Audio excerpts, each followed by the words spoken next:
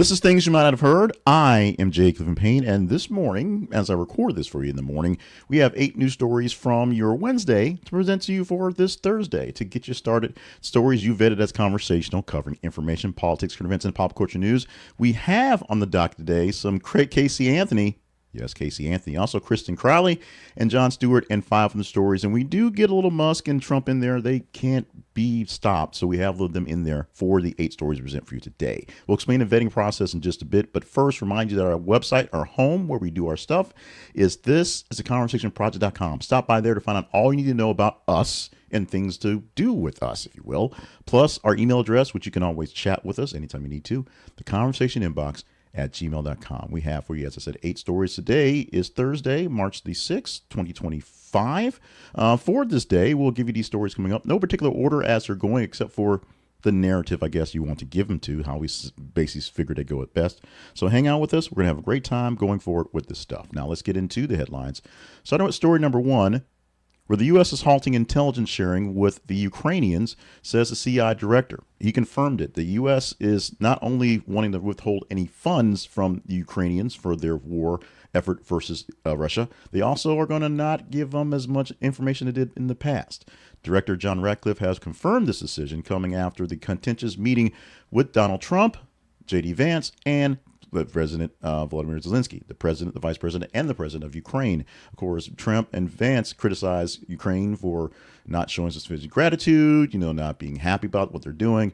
And so they're basically pulling all efforts. Now, the Ukrainians have come back to the table with a letter and some talks. I think they're going to have a meeting fairly soon. I'm sure they're going to meet very soon to do the mineral rights deal, to get things going and to try to get Russia to the table for negotiations. The weird thing about this whole thing is Russia's not said they want to come to the table for negotiations. They're just forcing Ukrainians to say, sign these things over so we can talk to them for you, as opposed to Russia saying we want to talk. It's going there. Now, this makes it harder for, 1, Ukraine to fight wars, but number 2, it makes our allies a bit wary of being our allies, because if we're not sharing intel with allies, especially one that's literally in a war effort we have been funding along with our allies for 3 years, it makes them wonder how much good intelligence we're going to get from us to them. That got confused in the metaphor, but it's what it is. Should the Europeans be worried about the actual intel we're sharing with them going forward? And are they worried about the intel we're sharing with Russia in turn? Good questions.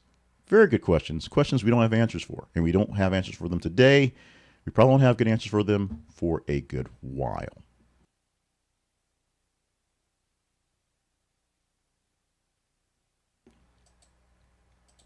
Confirmation on a bad job or just sticking with the mayor because you have to. The LA City Council upholds the controversial firing of former chief Kristin Crowley, the fire chief there. The council has basically held on to Mayor Karen Bass' decision to dismiss the former fire chief, rejecting the appeal by 13-2. That's a pretty significant vote that follows the decision to remove her based on criticism from how she handled the start to the fires they had months ago, even though Crowley has complained that she did not have the resources and was basically put in a position that was not going to actually come out to anything. Bass cited Crowley's decision to send home specifically 1,000 firefighters on the day the fires began and refusal to prepare for an after-action report for reasons why things were so bad as the dismissal.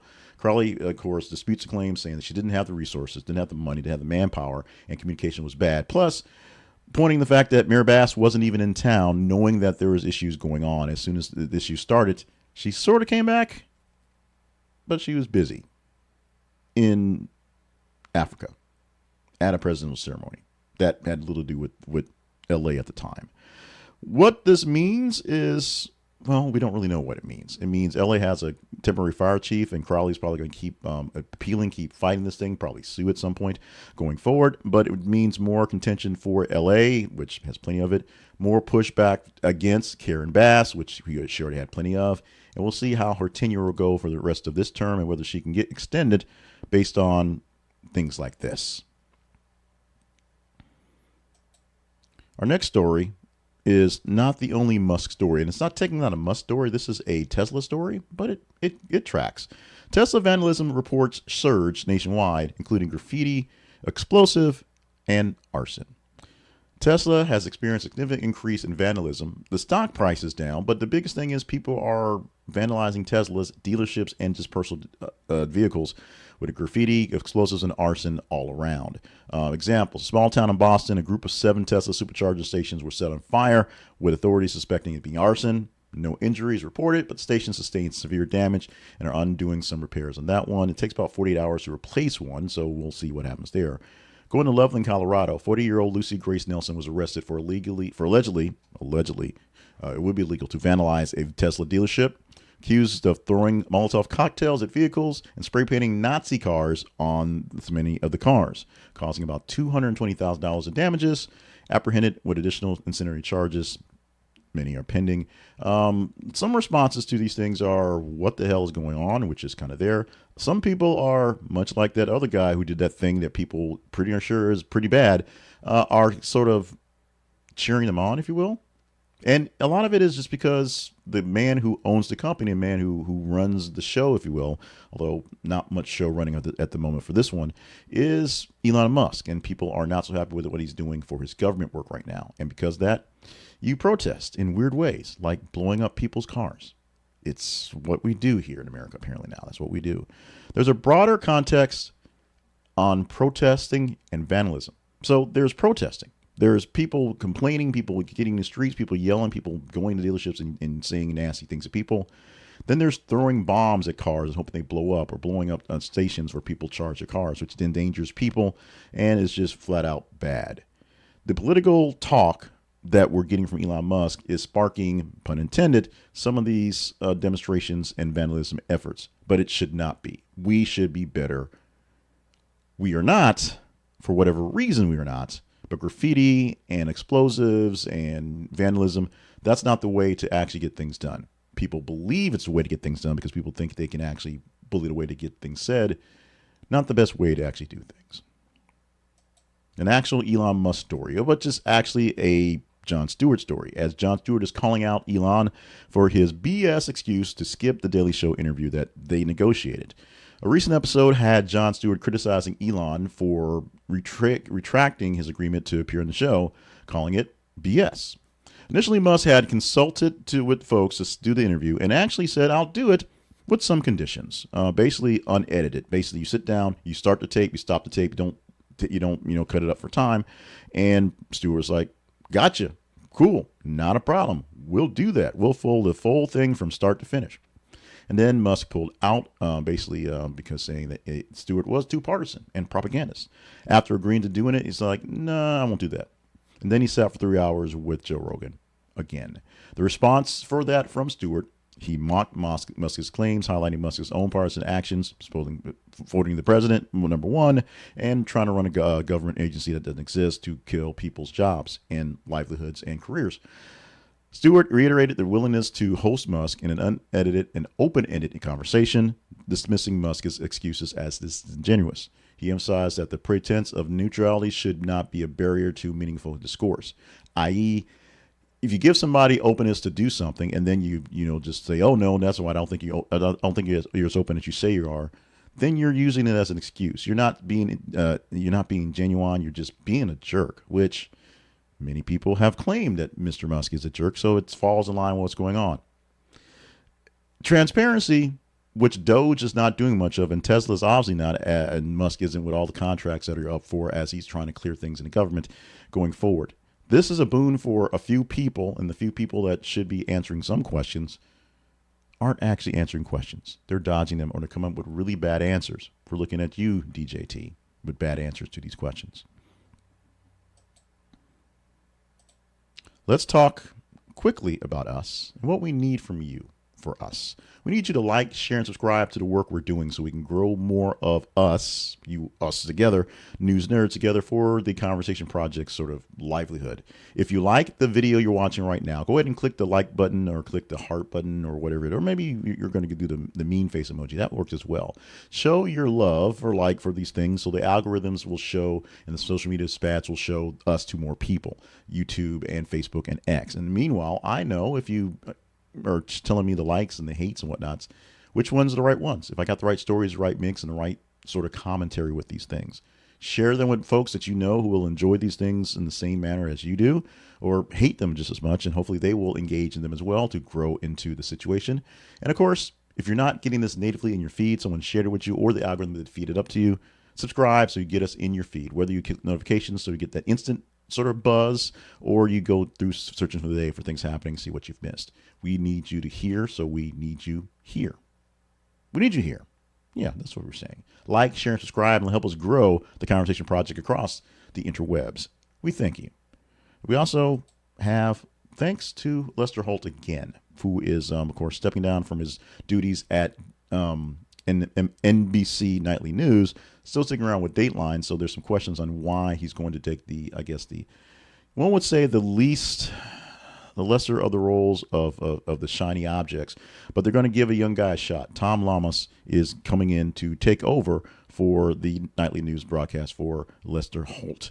This is going to be a big deal. He currently anchors Top Story with Tom Llamas on NBC News Now and serves as a senior national correspondent. So he's got lots of airtime on the streaming service, and he's very popular with the folks out there. So he's a nice fit. He's basically was next up in line, and it didn't had to go poach someone else or overdo things. And when they're looking for folks internally with good efforts and who's putting in good work, it always makes things work a little better. So we're looking for that one, as Lester Holt is leaving nightly news, the nightly stuff, for more Dateline stuff full time. We'll see how that goes. And of course, lots of support from Lester Holt and many colleagues on Llamas going forward.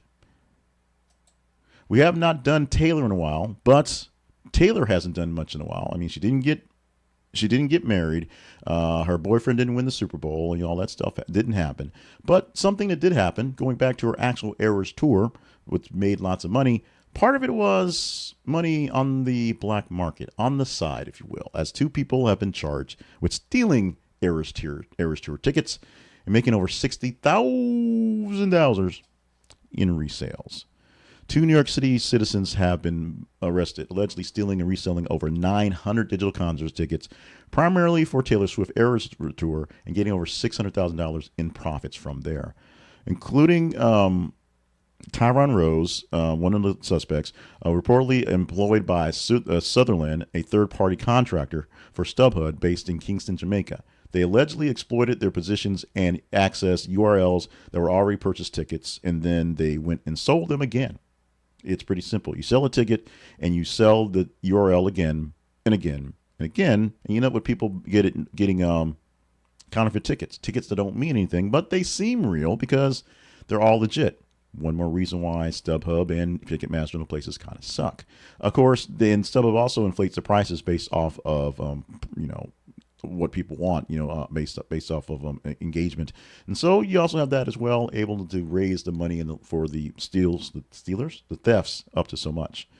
The majority of stolen tickets were for Taylor Swift's tour tickets. The scheme also hit some other folks, Adele, Ed Sheeran, some NBA games, and the U.S. Open tennis tournament as well. Defendants have been charged with grand larceny, computer tampering, conspiracy, and tampering, and convicted. They could face up to 15 years in prison. StubHub discovered the fraudulent activity and, of course, ratted out its employees and alerted authorities to make sure all things were done well, and they have replaced or refunded all monies that have been lost. This incident actually highlights the vulnerabilities of the digital ticketed systems and underscores the need for robust security measures to protect consumers and artists alike. Bad things happen in the digital world that are not as nice to have and easy to fix as they did back with paper stuff. Are we going back to paper stuff? We are not. Casey Anthony is in the news. Of course, acquitted in the death of her daughter many years ago. She is now a legal advocate on the TikTok. TikTok has become a boon for many people with second lives and expanding their first lives, if you will. So many people have found fame, fortune, basically showing how they live or showing something they do and becoming semi-famous and being able to sell more stuff there. TikTok is a big deal when it comes to promoting folks. Why people buy folks off TikTok, it's going to be a mystery to me why, but people do that. Now, Casey Anthony is on the TikTok herself, doing advice on TikTok and Substack as well. She identifies herself as a legal advocate and researcher, which advocate just means you advocate for it. You push for it. You look for legal rights.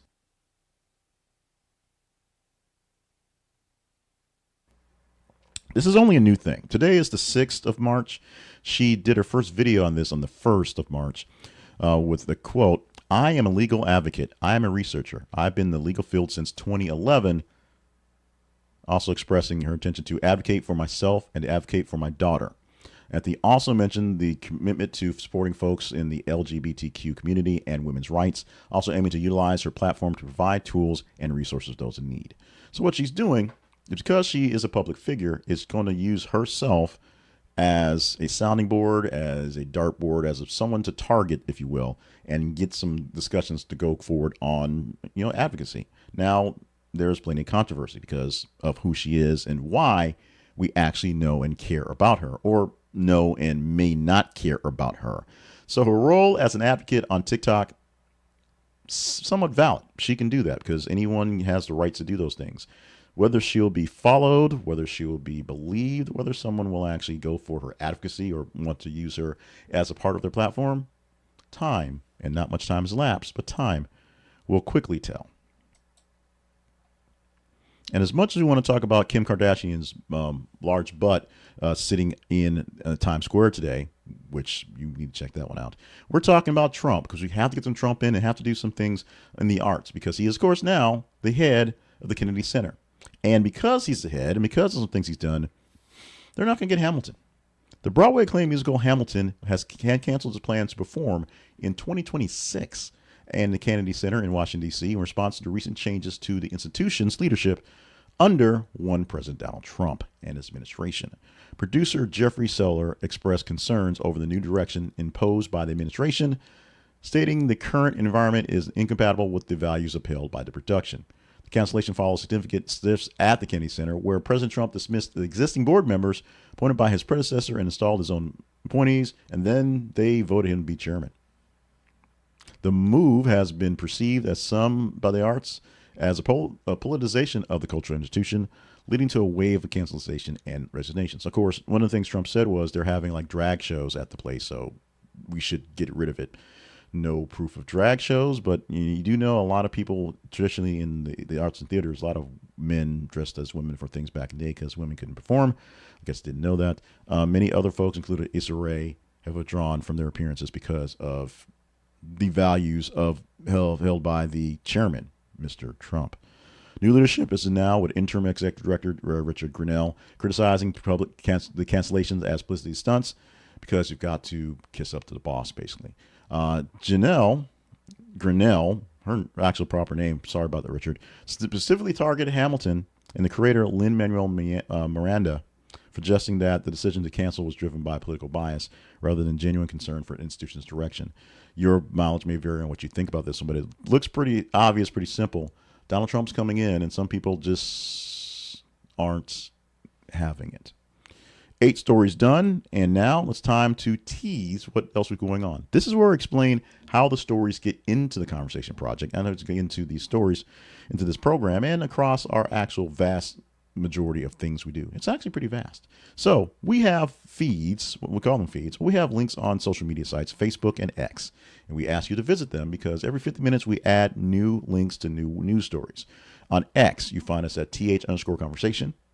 On Facebook, this is the Conversation Project. And when you go there, when you find us there, you will find these links every 50 minutes plus other things sprinkled around. And we need you to read the news headlines. These are stories that are happening now or happening in the now that we need you to tell us whether they're worthy of talking about. You actually make the rundown for the show or help us do that.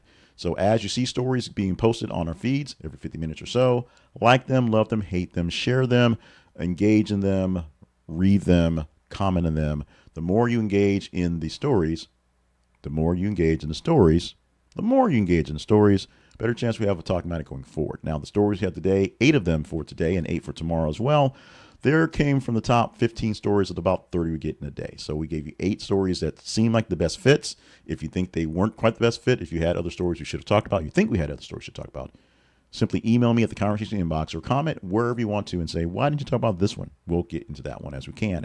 But these are what we have. There's only so much time to get them in there, and we think we did a good job of getting them taken care of today. As we said, follow us in the feeds and email us if you think we have the wrong stories in the places we've chosen.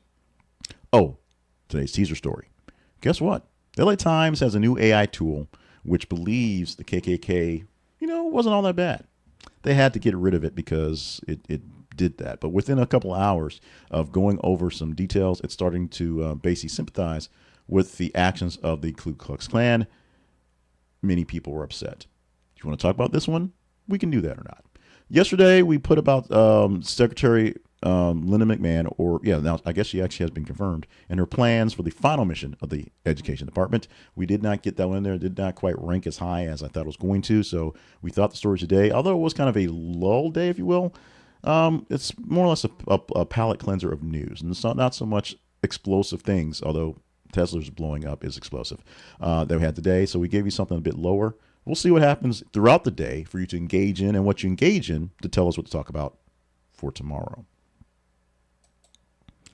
Our sponsor for the week, we're going to keep for the week, is Ground News. We're going to just focus on Ground News, as this has been a very tiring, it has been a very, very, very draining week of news and activity, things happening. So Ground News may be a place to help you if you're a news nerd like me, like us here, to get the more news and get better news and get more distinct news, because you get, oddly enough, you get more news. You get all the news. You get all the headlines and all the places they come from. And that's what you're really looking for. That's what you're really trying to get into. Ground News will offer past the perspectives of your favorite site, because you can see perspective of sites you don't like so much. You can see unbiased perspective because you see all the perspectives.